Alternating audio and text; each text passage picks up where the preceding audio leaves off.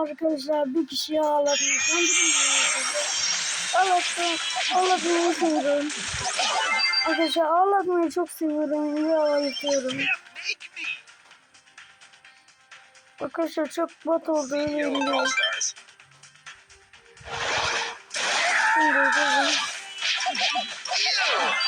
Bakın arkadaşlar ağlatıyorum işte ağlıyor.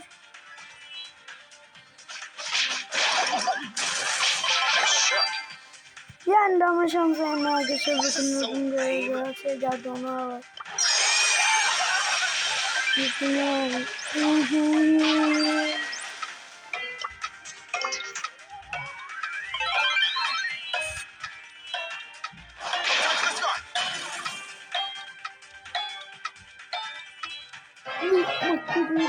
Roblox